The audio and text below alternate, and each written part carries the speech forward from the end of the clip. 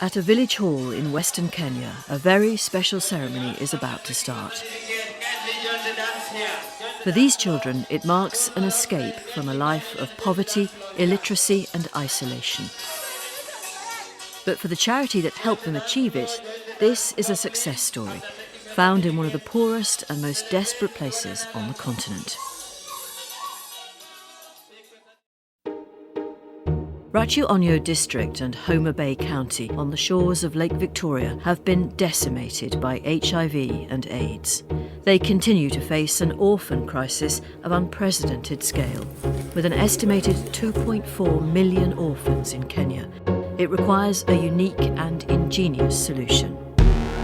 I knew the magnitude of the problem, and I was sure that an orphanage would never solve that problem. Orphanages are very expensive to run. It is so costly. When we could look for another solution that could take care of more children and less expensive. Children in our traditional cultures, they were taken care of by relatives.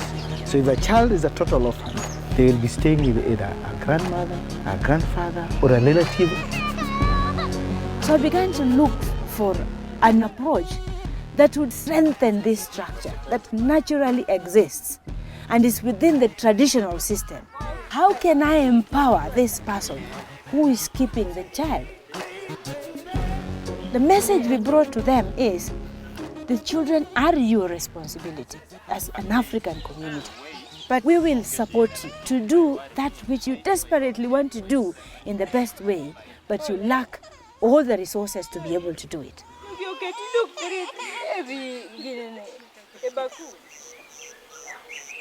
Based in Kaseli, in the heart of this rural community, the Mango Tree team go out each day into these remote villages. They deliver projects and services which are improving the health, education and livelihoods for families whose lives were destroyed by AIDS. Some, like these kids in Makwaro, are themselves HIV positive. But everyone in the Mango Tree family is encouraged to help not just themselves, but their communities. It's a mutual commitment between charity, child and guardian that underpins everything Mango Tree does. With infection rates still as high as 20% in some areas, HIV tests are conducted in marketplaces along the lake and in secondary schools. Staff members go to schools to deliver education on sexual health and HIV prevention in an open and honest way, encouraging young people to talk freely about sexual health issues. The ladies, this is to you. Please be careful. Before you remove everything for that man, remember your life. Ensuring sustained access to the full journey of a child's education is the core strand of the Mango Tree's work. Paying towards children's school fees and helping them with other things their guardians couldn't otherwise afford. In primary school, we provide school uniforms to every child that is registered by the Mango Tree. Because that makes the child confident. And they look like everyone else and they're happy to go to school. And when we do that, the guardians must be present because then we insist on their responsibility to look after the child and the uniform. Keeping guardians involved and responsible is paramount to build their self-reliance and independence, giving people dignity rather than making them dependent on charity aid. Even when they didn't have much, we would simply say, pocket money, transport, can you do the shopping, and we will do the fees. Just so that the guardian retained the confidence of being able to tell the child, no, you can't do this, no, this is not acceptable, or I want to see, how did you perform in class? Even if we are giving a lot of support to the child realizes that they belong to someone. But with over 4,000 registered orphans spread out over such a large and inaccessible terrain, Consolata and her 20 staff couldn't possibly keep in touch with them all. So she looked again to the community. Even in the remotest villages here, you'll find what has become a symbol of pride and honour, the familiar green T-shirt of a mango tree volunteer.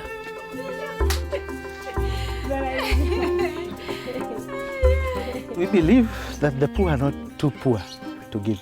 They have something they can give. They can give their time, they can give their moral support, they can also give their presence. So they are the ones who need to be empowered to discover their capacity, to discover their resources. Looking and helping them identify their local problems and find local solutions to those local problems. They are the experts. They know where they are. The 101 hand-picked volunteers are like an extended family.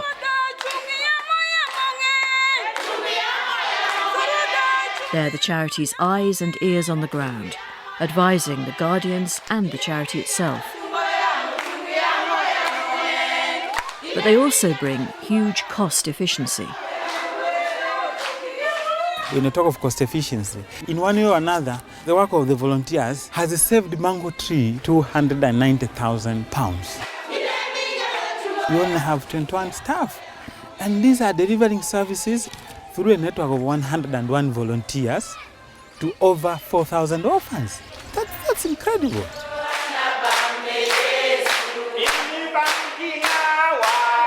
Every shilling, every coin, whether it is in the community, whether it is within the organization, it has been used.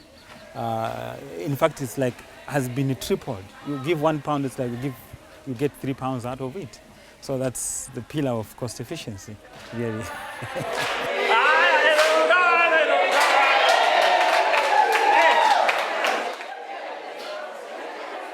Now, when the child has gone to school, because he has school uniform, he has good health, and he has school fees paid, the child has to go back home. From the mountains down to the lake itself, the economy is struggling here. Desperate poverty has seen the growth of sand harvesting, digging out and selling the soil for use in the building trades of Nairobi and beyond. It's left huge tracts of land with shallow and infertile soils, directly threatening the food security of the mango tree orphans and their families. When you talk of rural poverty, food security is key. Now, these people who are taking care of these orphans are the ones that we target. We want to make sure that when the child goes home, they have enough food to eat. Helping communities overcome these challenges themselves has become a priority.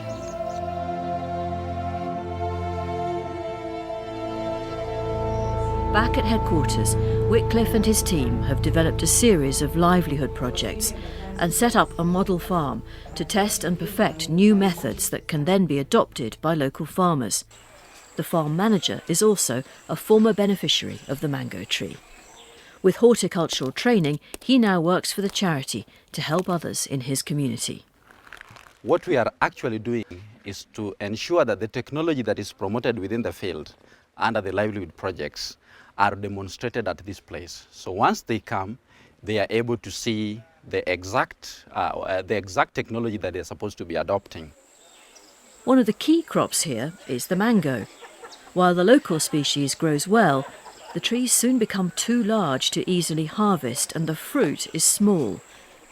But teaching grafting methods with a more prolific species allows local farmers to get the best of both worlds. We graft them on the local mangoes because the local mangoes are resistant to diseases within this place and they are used to this soil and they are used to this environment.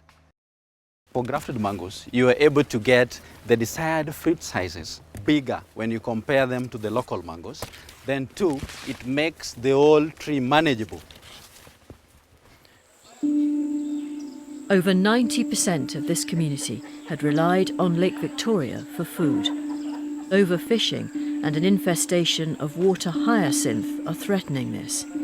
But the cultural traditions of the fishing industry are also costing lives and livelihoods.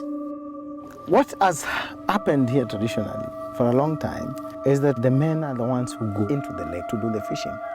Now when they come offshore with the fish, the women are the ones who receive this fish. The women are the fishmongers. They're the ones who do the fish trade. Now, for you to be able to access quality fish from these men who went fishing, most of the time, if you don't have a sexual relationship with one of them, it is very rare that you'll be able to access fish. The only way you break it is by empowering that woman, not to rely on that man. The solution that local people and the mango tree came up with is transforming the communities along the shoreline. It's empowered people to support themselves and still exploit their fishing expertise. Sustainable aquaculture or fish farming. They have to construct the pond, they have to feed the fish, they have to protect the fish, they have to harvest the fish, and they have to take it to the market. Mango tree only facilitates the inputs, what they can't afford. So now instead of going to the lake, now they can produce the fish offshore. And the surplus can be sold as a source of income for the family. Here again, knowledge of the local community is essential. By targeting the right individuals, the practices they're establishing take hold and are passed on to others. In order for the poor to grow, in order for the weak to grow, you need a few strong people. We pick farmers like Odeng, a resourceful farmer, because from him, other members are able to accept and appreciate that it is possible. If we have more and more and more and more, transformation is inevitable. It's going to be there. It's going to be there. Human beings doing charity seems to be guided by two principles. One is sympathy.